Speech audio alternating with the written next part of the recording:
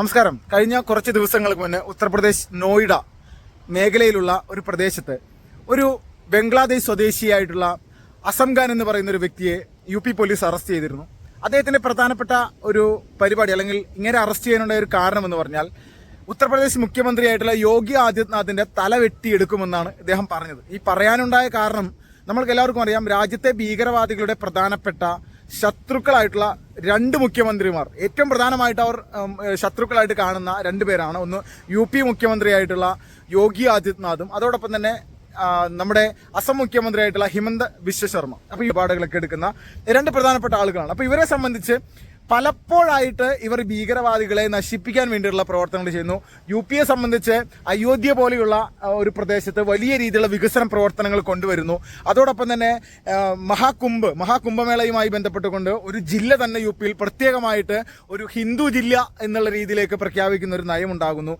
ഭീകരവാദികളുടെ നിരന്തരമായിട്ടുള്ള പല സ്ഫോടന പദ്ധതികളും അതോടൊപ്പം തന്നെ രാജ്യവിരുദ്ധ പ്രവർത്തനങ്ങളും നിസ്സാരമായിട്ട് അവർക്ക് ഒരു തരത്തിലും പ്രവർത്തിച്ച് മുന്നോട്ട് പോകാൻ പറ്റാത്ത അവസ്ഥയിലേക്ക് ഇതിനെ പൂർണ്ണമായിട്ട് നശിപ്പിച്ച് കളയാനുള്ള ഒരു ഒരു പൂർണ്ണമായിട്ട് അതിനുവേണ്ടിയുള്ള ഒരു ശക്തി അവിടുത്തെ ജനങ്ങളിൽ നിന്ന് ആവാഹിച്ചെടുക്കുന്ന തരത്തിലേക്കുള്ള കാര്യങ്ങൾ ചെയ്യുന്ന ആളുകളാണ്. അപ്പോൾ ഇദ്ദേഹത്തിന്റെ അല്ലെങ്കിൽ ഈ UP മുഖ്യമന്ത്രിയായിട്ടുള്ള യോഗി ആദിത്യനാഥിന്റെ തല വെട്ടി അറുത്തു മാറ്റുക എന്നുള്ള നയം പറഞ്ഞിരിക്കുന്നത് ബംഗ്ലാദേശിൽ നിന്ന് നമ്മുടെ രാജ്യത്ത് തൊഴിലാളിയായിട്ട് എത്തിയിരിക്കുന്ന വ്യക്തിയാണ്. ബംഗ്ലാദേശിൽ ഇപ്പോൾ നടന്നുകൊണ്ടിരിക്കുന്ന കാര്യങ്ങൾ അറിയാം.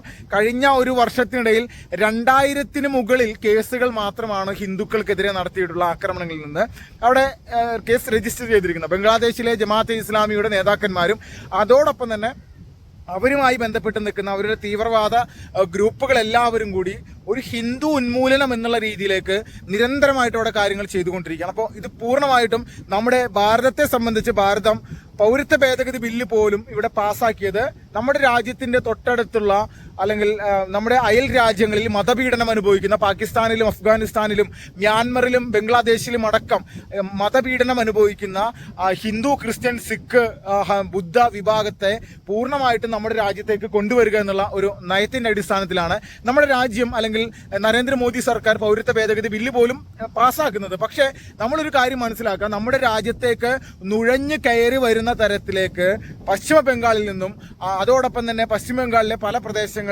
അവിടുത്തെ തൃണമൂൽ സർക്കാർ അല്ലെങ്കിൽ മമതാ സർക്കാർ പൂർണ്ണമായിട്ടും ഈ ഭീകരവാദികളെ ഇന്ത്യയിലേക്ക് കൊണ്ടുവരാൻ വേണ്ടിയിട്ട് ഒരുപാട് പരിശ്രമങ്ങൾ നടത്തിയിട്ടുണ്ട്. അവർക്ക് ആധാർ തയ്യാറാക്കി കൊടുക്കുക, അവർക്ക് വോട്ടർ പട്ടികയിൽ അവരുടെ പേര് ചേർക്കുക, അവർക്ക് സൗജന്യമായിട്ട് ഭൂമി നൽകുക, സാധാരണക്കാരായിട്ടുള്ള അവിടുത്തെ സാധാരണ നമ്മുടെ ഇന്ത്യൻ പൗരന്മാരുടെ സ്വസ്ഥമായിട്ടുള്ള ജീവിതം നശിപ്പിക്കുന്നതിന് വേണ്ടിയിട്ടുള്ള ഒരുപാട് കാര്യങ്ങൾ നെഗറ്റീവായിട്ടുള്ള രീതിയിൽ നിരന്തരമായിട്ട് ചെയ്തുകൊണ്ടേയിരിക്കുക. അപ്പോൾ ഇങ്ങനെയൊരു സാഹചര്യത്തിലാണ് ദില്ലി, നോയിഡ പോലെയുള്ള പ്രദേശത്ത് നമ്മൾക്കറിയാം നമ്മുടെ കേരളത്തിൽ മറ്റ് സംസ്ഥാനങ്ങളിൽ നിന്ന് ജോലി ചെയ്യുന്നത് പോലെ പല ആളുകളും ഇതുപോലെ ഇന്ത്യയിൽ ഒരുപാട് ആളുകൾ ഈ പശ്ചിമ ബംഗാൾ വഴി നമ്മുടെ രാജ്യത്തേക്ക് നുഴഞ്ഞു വന്നുകൊണ്ട് ജോലി ചെയ്യുക എന്നുള്ള നയത്തിലേക്ക് നിൽക്കുന്നുണ്ട്. അപ്പോൾ ഇതിനിടയിലാണ് യഥാർത്ഥത്തിൽ നമ്മൾക്കറിയാം ഈ ഫെബ്രുവരി മാസം ദില്ലിയിൽ തെരഞ്ഞെടുപ്പ് നടക്കുകയാണ്. കെജ്രിവാൾ സർക്കാരാണ് അവിടെ കഴിഞ്ഞ 10 വർഷമായിട്ട് ഭരിച്ചുകൊണ്ടിരിക്കുന്നത്. കെജ്രിവാളിനെ സംബന്ധിച്ച് അദ്ദേഹം ഈ നിരന്തരമായിട്ട് BJPയെ തകർക്കുക അല്ലെങ്കിൽ BJP എന്ന് പറയുന്ന രാഷ്ട്രീയ പ്രസ്ഥാനത്തെ ഇല്ലായ്മ ചെയ്യാൻ വേണ്ടിയിട്ട് ഒരുപാട് നയങ്ങൾ എടുക്കുന്ന ഒരു വ്യക്തിയാണ്. പലപ്പോഴും ഹിന്ദു വോട്ട് ലഭിക്കാൻ വേണ്ടി ഹനുമാൻ ചാലീസ പോലെയുള്ള കാര്യങ്ങൾ ചെയ്യുന്നു, ക്ഷേത്രങ്ങൾ പുനർനിർമ്മിക്കുന്നു. അപ്പോൾ ഇതൊക്കെ ചെയ്യുന്നുണ്ടെങ്കിൽ പോലും ഒരു സൈഡിൽ ജിഹാദി ഭീകരവാദികളെ വലിയ രീതിയിൽ തഴുകി മുന്നോട്ട് പോകുന്നതാണ്. ഇപ്പോൾ നമുക്ക് ദില്ലി കലാപമെല്ലാം എടുത്തു നോക്കിക്കഴിഞ്ഞാൽ ആ ദില്ലി കലാപത്തിലെ പ്രധാനപ്പെട്ട നേതൃനിരയിൽ ഉണ്ടായിരുന്നത് അല്ലെങ്കിൽ അതിൽ അറസ്റ്റിലായത് പോലും AAP ആം ആദ്മി പാർട്ടിയുടെ പ്രധാനപ്പെട്ട ദില്ലിയിലെ നേതാക്കന്മാർ തന്നെയായിരുന്നു. അപ്പോൾ ഈ കെജ്രിവാളിനെ സംബന്ധിച്ച് ഒരു വലിയ നിലനിൽപ്പിൻ്റെ ഒരു പ്രശ്നമാണ് ഫെബ്രുവരി മാസം നടക്കാനിരിക്കുന്ന നിയമസഭാ തെരഞ്ഞെടുപ്പ്.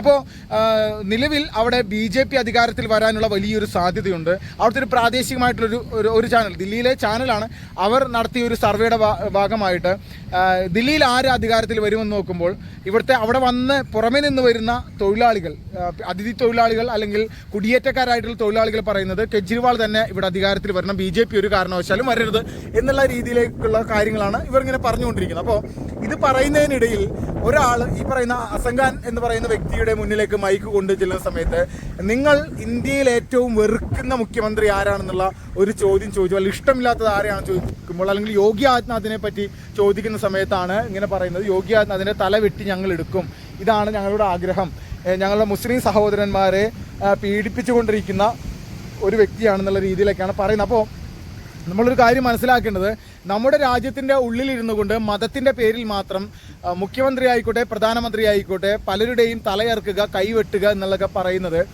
നമ്മുടെ രാജ്യത്ത് നടപ്പിലാക്കിയിട്ടുള്ള കാര്യമാണ്. കേരളത്തിൽ നമുക്കറിയാം, തൊടുപുഴ ന്യൂമാൻ കോളേജിലെ ജോസഫ് മാഷിൻ്റെ കൈ പോലും വെട്ടിയെടുത്ത സാഹചര്യമൊക്കെ നമ്മൾക്കറിയാം. അവസാനം 13 വർഷങ്ങൾക്ക് ശേഷമാണ് അതിലെ പ്രധാനപ്പെട്ട പ്രതിയെ കണ്ണൂരിൽ നിന്ന് പോലും അറസ്റ്റ് ചെയ്യാനായിട്ട് NIAക്ക് സാധിച്ചത്. അതുപോലെ അത്രക്ക് വലിയ ഭീകരവാദികളുടെ വലിയ സ്വാധീനം നമ്മുടെ രാജ്യത്തെ മുഴുവൻ പ്രദേശങ്ങളിലും ഉണ്ടായിട്ടുണ്ട്. ഇതിനൊരു പരിധിവരെ നിലനിർത്താൻ അല്ലെങ്കിൽ നമ്മൾക്കിതിനെ പ്രതിരോധിച്ച് പോകാൻ സാധിച്ചത് മോദി സർക്കാർ അധികാരത്തിൽ വന്നതിന് ശേഷം മാത്രമാണ്.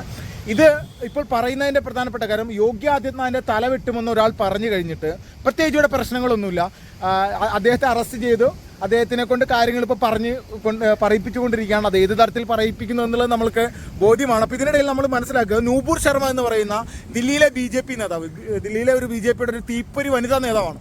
നൂപുർ ശർമ്മ ഇവിടെ ഒരു മതനിന്ദ നടത്തി എന്ന് പറഞ്ഞതിൻ്റെ പേരിൽ അവിടെ 2 മഹാരാഷ്ട്രയിലും ഉദയ്പൂരിലും 2 പ്രധാനപ്പെട്ട ഇതിനെ നൂപുർ ശർമ്മയെ സോഷ്യൽ മീഡിയ വഴി സഹായിച്ചു അല്ലെങ്കിൽ സോഷ്യൽ മീഡിയ വഴി സപ്പോർട്ട് ചെയ്തു എന്നുള്ളതിൻ്റെ അഭിപ്രായത്തിൽ ഉണ്ടായ ഒരു പ്രധാനപ്പെട്ട കാര്യം വെച്ചാൽ ഈ 2 വ്യക്തികളുടെ തലയറുത്ത് മാറ്റുന്ന ഒരു അവസ്ഥ നമ്മൾ കണ്ടതാണ്. ഈ തല അറക്കുന്നതിൻ്റെ വീഡിയോ പോലും പുറത്തു വന്നു.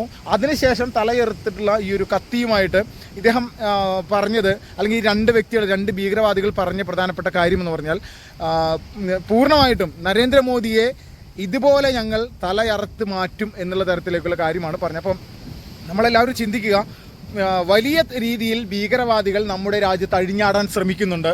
അത് ജമ്മു കാശ്മീർ മുതൽ നമ്മുടെ കേരളം വരെയുള്ള പല പ്രദേശങ്ങളിലും ഇതേ സാഹചര്യം ഉണ്ടാക്കാൻ വേണ്ടി ഒരുപാട് ശ്രമിക്കുന്നുണ്ട്. അപ്പോൾ ഈ ശ്രമങ്ങൾ നമ്മളൊരു കാര്യം ചിന്തിക്കേണ്ടത്, ഭീകരവാദികളുടെ ലക്ഷ്യത്തിലേക്ക് അവർ PFI എന്ന് പറയുന്ന പ്രസ്ഥാനത്തെ പോലും കേന്ദ്ര സർക്കാർ നിരോധിച്ചാലും ഒന്നല്ലെങ്കിൽ മറ്റൊരു രൂപത്തിൽ അവർ നിരന്തരമായിട്ട് വരുന്നു. ഇവിടെ BJP എന്ന് പറയുന്ന രാഷ്ട്രീയ പ്രസ്ഥാനം അധികാരത്തിലില്ലെങ്കിൽ ഏത് തരത്തിലേക്കായിരിക്കും കാര്യങ്ങൾ പോകുന്നത് നമ്മൾക്കറിയാം. ഇപ്പോൾ വഖഫ് ബോർഡ് വിഷയമാണെങ്കിൽ പോലും, ഇപ്പോൾ വഖഫ് ബോർഡിൻ്റെ പ്രധാനപ്പെട്ട നയം എന്താണെന്ന് നമ്മൾക്ക് എല്ലാവർക്കും അറിയാം. അവരുടെ രേഖയിൽ അല്ലെങ്കിൽ സൈറ്റിൽ പോലും എടുത്തു നോക്കിക്കഴിഞ്ഞാൽ കുറച്ച് സ്ഥലങ്ങൾ മാത്രമാണ് ഭൂമി ലഭ്യമാണ്, അല്ലെങ്കിൽ തങ്ങളുടെ അതിൻ്റെ ലിസ്റ്റ് ലഭ്യമാണെന്നുള്ളത്. അപ്പോൾ പല സ്ഥലങ്ങളും ഇപ്പോഴും ലഭ്യമല്ല. ഏത് സമയത്ത് വേണമെങ്കിലും തങ്ങൾക്ക് താല്പര്യമുള്ള സ്ഥലം തങ്ങളുടേതാണ് എന്ന് പറഞ്ഞുകൊണ്ട് മുന്നോട്ട് വരാനായിട്ട് അവർക്ക് കഴിയുന്ന തരത്തിലേക്കുള്ള നിയമമാണ് നമ്മുടെ രാജ്യത്തുള്ളത്, നിലവിലുള്ളത്. അപ്പോൾ ഇങ്ങനെയുള്ള സാഹചര്യങ്ങളൊക്കെ മുതലാക്കാൻ വേണ്ടിയിട്ട് ഒരുപാട് പരിശ്രമങ്ങൾ നടത്തുന്ന ഒരുപാട് ഭീകരവാദ ഗ്രൂപ്പുകൾ നമ്മുടെ രാജ്യത്തുണ്ട്. അപ്പോൾ പൂർണ്ണമായിട്ട് ഇതിനെയൊക്കെ ഇല്ലായ്മ ചെയ്യണമെങ്കിൽ നമ്മുടെ രാജ്യത്ത് ശക്തമായിട്ടുള്ള സംവിധാനങ്ങൾ വേണം. അപ്പോൾ ദില്ലിയിലുള്ള മലയാളി സഹോദരങ്ങളോടാണ് എനിക്ക് ഈ ഒരു സമയത്ത് പറയാനുള്ളത്. നിങ്ങൾക്കവിടെ അത്യാവശ്യം മോശമല്ലാത്ത വോട്ടുണ്ട്.